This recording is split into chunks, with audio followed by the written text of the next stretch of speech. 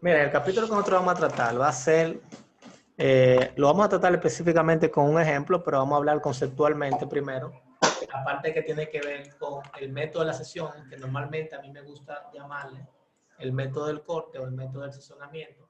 Algunos autores llaman el método del corte, pero este autor en específico le llama el método de la sesión. ¿En qué consiste el método de la sesión?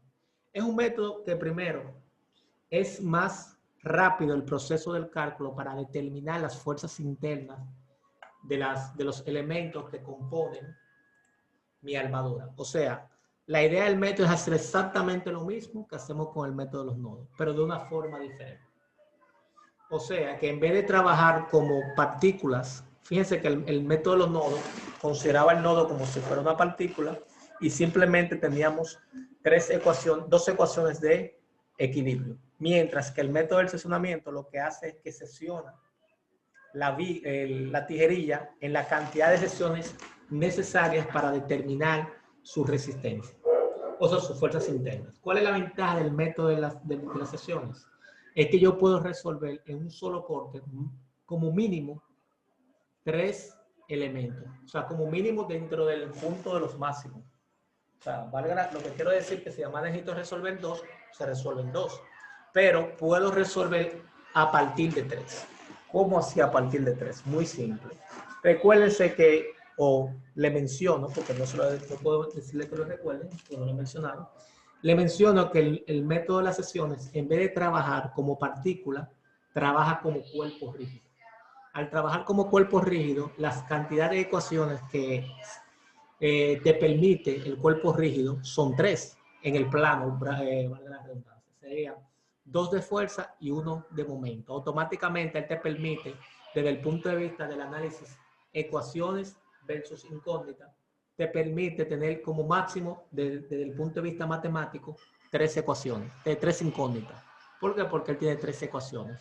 Lo que nos plantea de que en un solo análisis yo resuelvo 3 barras, mientras que el método de los nodos en un solo análisis puede resolver como máximo 2 barras. O sea, ya vemos una diferencia básica. En una yo puedo resolver 3 y en otra puedo resolver 2.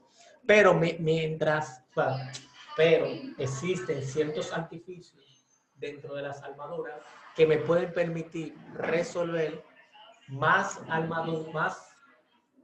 elementos o barras adicionales en función de ciertos conceptos que uno utiliza o ciertos mecanismos que uno utiliza. Entonces, como le dije anteriormente y como lo dice su nombre, método de sesiones. ¿Cómo yo trabajo? Simplemente sesionando esa estructura. Por ejemplo, esa estructura que está en la imagen A y imagen B. Fíjense que si a ustedes le piden determinar las fuerzas internas de esa barra, yo empezaría por el método de los nodos, nodo a nodo, hasta completar todas las barras. Mientras que el método de sesiones te dice, mira, yo puedo cortar esa estructura. Por ejemplo, si corto esta estructura por aquí, yo puedo ser capaz de determinar esas dos fuerzas internas. Si corto la estructura como el corte N, puedo ser capaz de determinar esas 3 reacciones. Y si corto, por ejemplo, esa estructura de esa forma, soy capaz de determinar esas otras 3 reacciones. Lo que quiero decir es que el método de sesión lo que hace es seccionar, así mismo como lo dice, la estructura de tal forma de que yo pueda obtener las fuerzas internas de los elementos que a mí me requieren.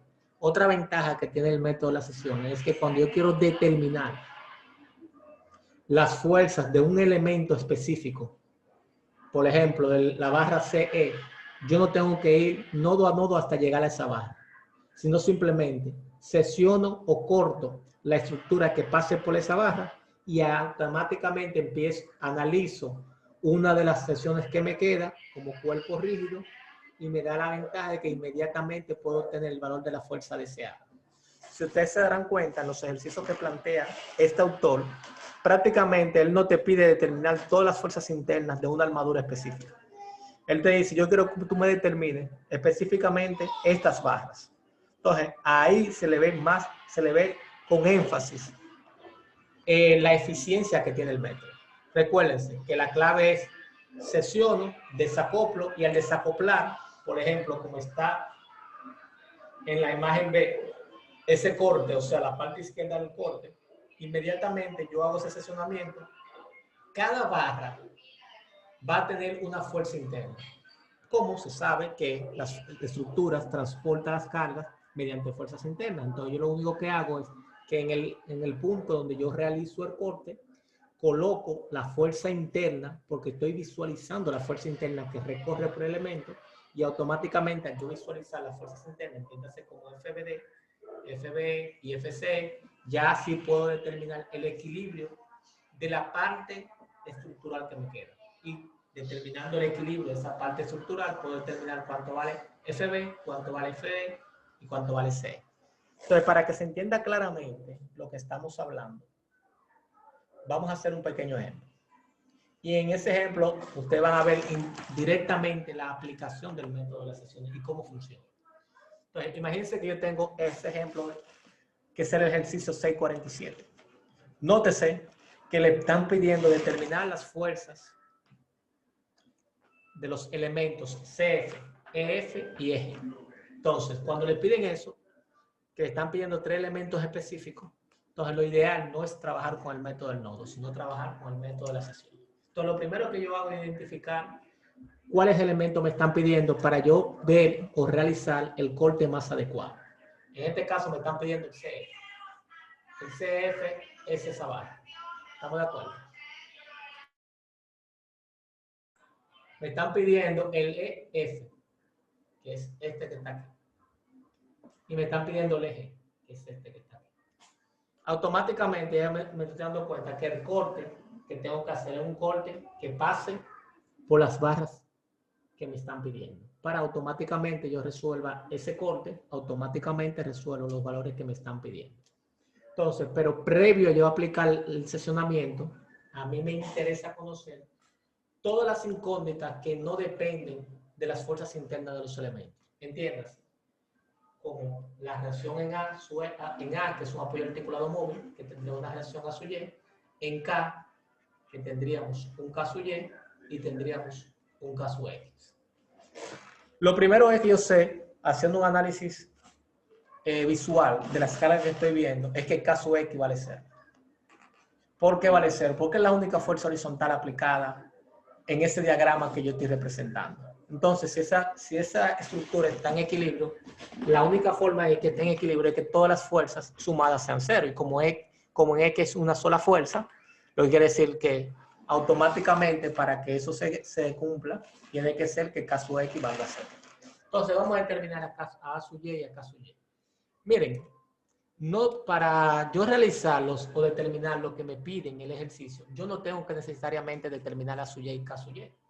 Con determinar uno es más que suficiente. ¿Por qué? Porque cuando yo haga ese corte, si yo determino A sub Y, ya con la parte izquierda yo resuelvo lo que me están pidiendo. Pero en este caso yo voy a determinar las dos reacciones para comprobar de que el cálculo que yo de reacciones que estoy realizando está correcto. ¿Cómo lo vamos a comprobar? Muy sencillo. Porque vamos a determinar las reacciones a través de la ecuación de momento y vamos a utilizar la ecuación de fuerza para comprobar de que nuestro resultado está correcto. Entonces, tomamos primero sumatoria de momento en A igual 0. Cuando tenemos momento en A, nos damos cuenta que todas las fuerzas que estén aplicadas en mi línea de acción que choquen, que intersecten al punto A, no generarán momento. Eso quiere decir que la fuerza de 2 kN que está en el punto B, ni la fuerza de A, entiéndase A sub Y, no genera momento dado que no tienen distancia. Las que me generan momento son todas las demás fuerzas verticales y la reacción A sub Y, K sub Y. Me doy cuenta que las fuerzas verticales me van a producir todas un momento horario, por lo que es un giro negativo, o sea, un momento negativo. Y K sub Y sería un giro antihorario, por lo que me generaría un momento positivo. Entonces tendríamos de izquierda a derecha, arrancando del nodo D hasta llegar al nodo E. La primera fuerza, que sería 4 kN por su distancia, que es 0.8, miren ahí. Luego seguiría menos 4 por la distancia que hay de A al eje E, que vale 1.6. Menos 3 por la distancia que hay de G a A, que en este caso en particular sería 2.4. Menos la distancia, menos la fuerza de 2 kN por la distancia, que sería 3.2. Luego sigo la siguiente de 2 kN, que en vez de 3.2 sería 4. Y la última, que sería menos 1 por 4.8. Ok, tengo todas las fuerzas externas con su respectivo momento. Lo que me falta sería K sub Y, más K sub Y por la distancia que hay de A a Y, que sería, en este caso, 4.8. Eso es igual a 0. Lo que quiere decir que K sub Y va a ser igual a la suma algebraica de todos esos productos dividido entre 4.8. O sea, 4 por 0.8 más 4 por 0.6 por 1.6 más 3 por 2.4 más 2 por 3.2 más 2 por 4 más 1 por 4.8 más, no, ya acabamos. Todo eso entre 4.8. Eso me da como resultado 7.5 kilonewton. Hago lo mismo ahora con el sumatorio de momento, ahora en K, igual 0 para terminar A. Fíjense que ni esta fuerza de 1 kilonewton ni la fuerza de K sub Y generan momento. Y ahora los momentos de las fuerzas externas giran antihorarios, que serían positivos, y la reacción gira horario, que sería negativo. Lo que quiere decir, viendo de derecha a izquierda, del nodo J hasta el B, tendríamos 2 kilonewton por 0.8 más 2 kilonewton por 1.6 más 3 kilonewton por 2.4 más 4 kilonewton por 3.2 más 4 kilonewton por 4 y más 4 kilonewton por 2 kilonewton por 4.8 menos, ahora vamos con la reacción, A sub Y multiplicado por 4.8. Eso debe ser igual a 0. Lo que quiere decir que A sub Y es la suma algebraica de todos esos productos dividido entre 4.8. 2 por 0.8 más 2 por 1.6 más 3 por 2.4 más 4 por 3.2 más 4 por 4 más 2 por 4.8. Todo eso entre 4.8 me da como resultado 10.5 kilonewton. Ahora, si yo hago sumatoria de fuerza en Y para comprobar que todo esté bien, tendríamos todas las fuerzas externas van negativas y las dos reacciones van positivas. Las dos reacciones serían 10.5 más 7.5 menos las reacciones que serían 2 de 4 más 3 de 2 más 1 de 3 más 1 de 1. O sea, negativo, lógico, a todas. Eso sí, todo está bien, debería dar 0. 10.5 más 7.5 menos 8 menos 6 menos 3 menos 1, 0. Por tanto, eso implica que los resultados que yo calculé están correctos. Esa es la primera fase. La segunda fase es realizar ya el seccionamiento. O sea, voy a seccionar y me voy a quedar con el cuerpo, con el lado izquierdo del cuerpo. O sea, cuando yo seccione voy a ver esto.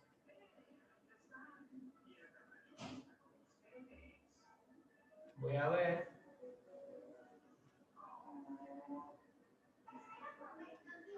Ok, voy a ver esa armadura. Este sería el nodo A. Este sería el nodo B. Este sería el C. D. E. Y aquí hay una fuerza. Esas son lo que estoy viendo, literalmente. Vamos a borrar un poquito esto. Y un poquito esto. Eso es lo que estoy viendo. Ahora bien, yo sé que internamente hay fuerzas en esas barras. Yo voy a asumir que esas fuerzas son en ese sentido. O sea, voy a asumir arbitrariamente el sentido de la fuerza. Esta sería EF y esta sería EG.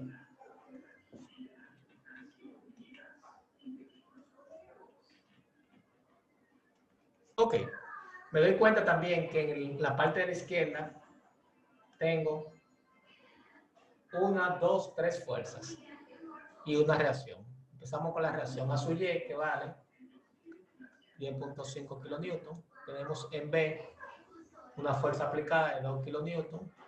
Tenemos en D una fuerza aplicada de 4 kilonewton. Y tenemos en E una fuerza de 4 kilonewton. Ya con eso tenemos ya representado la sección izquierda a partir del corte. ¿Qué tengo que hacer a partir de ahora? Determinar el equilibrio de esa fuerza, de ese cuerpo rígido. ¿Y cómo yo determino el equilibrio de ese cuerpo rígido? Muy simple. Aplicando las tres ecuaciones, sumatoria de fuerza en X, sumatoria de fuerza Y sumatoria de momento. Lo que pasa es que normalmente en este tipo de ejercicio uno tiende a aplicar momentos en vez de aplicar fuerzas. ¿A qué yo me refiero? Nótese que la ecuación de momento tiene una ventaja versus las ecuaciones de fuerza. Y es que la ecuación de momento, dependiendo de donde yo tome momento, ciertas fuerzas entran o no entran dentro de esa ecuación. Por ejemplo, si yo aplico un momento en A, ni la fuerza de 10.5 ni la fuerza de 2 kN que está aplicada en el nodo B entran. Ahora, fíjense algo interesante. Si yo aplico un momento en E, no me va a entrar ni eje F ni eje G. Solamente me va a entrar una sola incógnita. Y como me entra una sola incógnita, automáticamente yo determino el valor de EF. Pero mírense otra cosa interesante. Que si yo uno esos dos puntos, y tengo un punto por aquí que sería el punto F, y saco un momento en F, ni EF ni CF entran dentro de la ecuación y puedo determinar cuánto vale eje. Lo que quiere decir que esa es la ventaja de yo hacerlo por momento, que puedo eliminar incógnitas en función de puntos donde me convenga. ¿Y cómo yo sé que el punto F es un punto en común? Muy simple. Porque si yo voy al diagrama, o sea,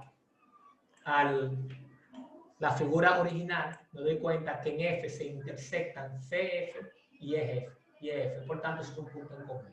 Por tanto, puedo sacar el momento ahí y esas dos fuerzas automáticamente no entrarán dentro de la ecuación del momento. O sea, esa es una de las ventajas que tiene tomar momento respecto a esos puntos. Entonces, otra forma de yo determinar respecto a qué punto me conviene sacar el momento es muy simple. Si ustedes nombraran las vigas como yo las nombro, fíjense que yo nombro EG porque me estoy pidiendo el nodo inicial y nodo final de la fuerza. Nodo inicial y nodo final de la fuerza. Nodo inicial y nodo final de la fuerza. Entonces, ¿qué estoy diciendo? El del elemento, no de la fuerza, no del elemento. Fíjense, si yo quisiera eliminar a CF y a EF, yo veo el punto en común que hay en la nomenclatura que yo puse y ahí tomo un momento. ¿Cuál es el punto en común que hay? F. Si tomo un momento en F, ni la fuerza CF ni la fuerza EF generan momento. Lo mismo ocurre con estas dos. Fíjense que como tienen en común el nodo E, ¿qué estoy diciendo? Que si saco un momento en E, la fuerza EG y la fuerza EF generan momento. O sea, esa es la razón principal por que yo nombro esas fuerzas con letras del nodo donde inician y el nodo donde terminan. Porque en esos nodos, automáticamente, esas fuerzas no generan momentos y tomo momentos respecto a ese punto. En este caso en particular, vamos a tomar momento respecto al punto E, que sería igual a 0. ¿Para qué? Para que la fuerza EG y la fuerza EF generen momento. Y solamente me generarían momento a fuerza de 4 kN, esta fuerza de 2 kN, esta de 10.5 y la fuerza CF. Entonces, empecemos al momento. Nos damos cuenta que las dos que están en la parte superior, en B y en D, me generan un momento antihorario. La fuerza de 10.5 me genera un momento horario y la fuerza CF me genera un momento antihorario. Por lo que las dos que están en el nodo A y en la barra CF son, la que está en el nodo A es un giro negativo y las otras tres son giros positivos. Le voy a decir más. Empezando del nodo D hacia la izquierda, sería 4 kN porque es horario, multiplicado, antihorario, que diga, por la distancia que hay de D a E. ¿Y cuál es esa distancia? Para no tener que mover mucho el mouse, lo que voy a hacer es que voy a pegar nuevamente el esquema y tener toda la distancia cercanas. Vamos a pegar esa información. Y no tener que mover mucho la pizarra. Ok. Me interesa la distancia que hay. Como estamos tomando un momento en E, de D a E, que automáticamente me está diciendo que vale 0.8. Entonces sería por 0.8. Voy con la otra fuerza de 2 kN, más 2 kN por la distancia que hay de B a E, que en este caso en particular sería 1.6. Voy con la fuerza de 10.5, que rota antihorario, menos 10.5. La distancia que hay de A a E, pero en horizontal, porque la fuerza es vertical, sería también 1.6. Y para terminar, la fuerza que va a CF. Esa fuerza CF rota horario, antihorario, que sería más CF por la distancia vertical que hay de E a C, o sea, 0.4. ¿Por qué la vertical? Porque la fuerza es horizontal. y eso debe ser igual a 0. Por lo que CF no es más que esa suma algebraica dividida entre punto 4. O sea, 4 por punto 8 más 2 por 1.6 menos 10.5 por 1.6. Eso me da menos 10.4, lo paso para aquel lado positivo, entre punto 4, y me da como resultado 26 kilonewton. Reviso otra vez.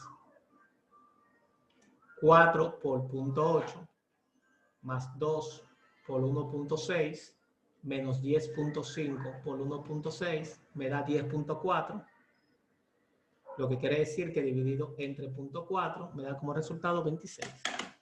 Ahora voy a tomar momento donde, fíjense que me interesaría calcular eje, pero como me interesa eje, voy a tomar momento en un punto que me elimine las otras dos fuerzas, entiéndase, EF y CF. ¿Y cuál punto es ese? El punto F. Entonces voy a tomar momento en F igual a 0. Cuando tome momento en F, ¿qué voy a tener? Que ni la fuerza CF ni la eje EF generan momento, pero sí la fuerza de 4, las dos fuerzas de 4, la de 2 y la de 10.5. Las tres fuerzas superior que están en el eje B me generan momento antihorario positivo, la 10.5 me genera un momento horario negativo, y ahora la eje me genera un momento horario que también es negativo. Entonces empezamos con eje, sería menos eje multiplicado por la distancia que hay vertical entre F y G, que vale 0.4. Arranco con la fuerza de 4. La de fuerza de 4, giro antihorario, por tanto positivo. 4 por la distancia que hay entre el nodo E y el nodo F. O sea, esta distancia, que vale 0.8. La siguiente de 4 más 4 por la distancia, que es 1.6.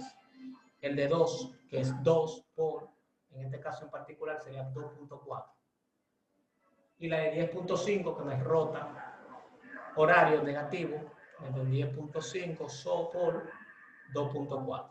Eso debe ser igual a 0. Lo que quiere decir que eje será como resultado esa suma algebraica, 4 por 0.8 más 4 por 1.6 más 2 por 2.4 menos 10.5 sobre 2.4 me da 10 negativo. Pasándolo para aquel lado, pasa como resultado positivo.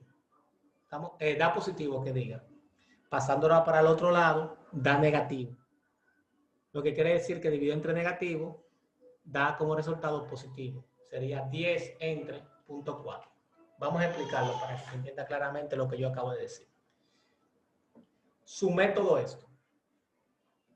Y esa suma me da 4 por 0.8 más 4 por 1.6 más 2 por 2.4 menos 10.5 por 2.4 me da como resultado menos 10.8. Mire, estaba cometiendo un error.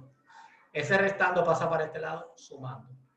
Ese punto 4 con el negativo pasa dividiendo. Me quedaría entre punto 4,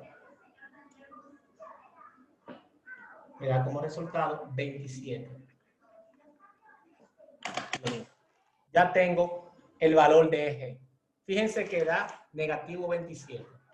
Como me da negativo 27, lo que me está indicando algo muy similar a lo que hicimos en el ejemplo de los nodos. Que cuando daba negativo es que el sentido que yo asumí estaba equivocado. La fuerza realmente va hacia la izquierda, no hacia la derecha.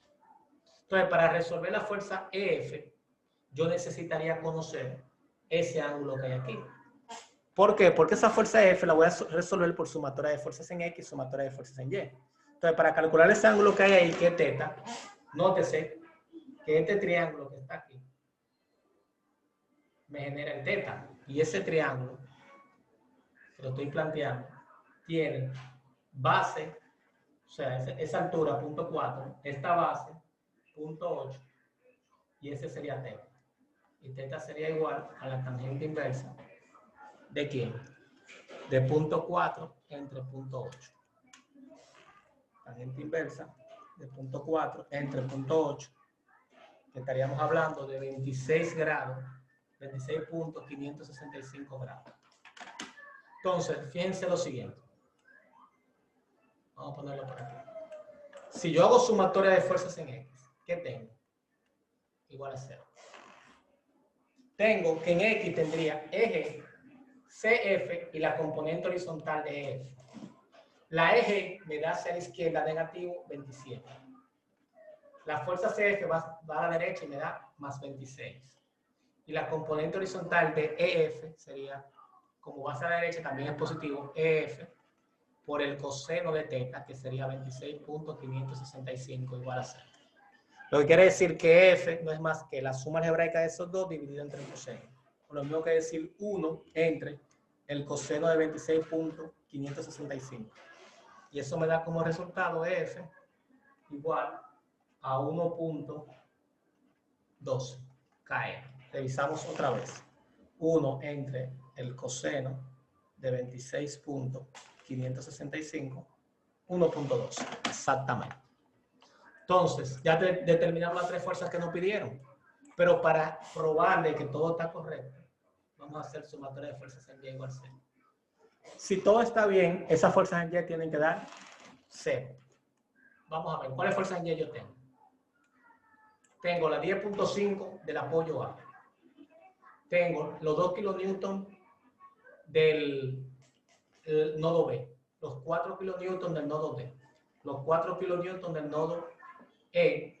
Y tengo restando la componente vertical de F, que sería 1.12 por el seno de 26.565. Si eso está correcto, debería dar 0. Sería 10.5 menos 10, que serían 4 más 4, 8, más 2, 10, menos 1.12 seno de 26.565. Y me da como resultado 0.0008, o sea, 0. Ese valor nos da exactamente 0 por las aproximaciones que se usan en el ángulo. ¿Alguna pregunta hasta aquí, jóvenes?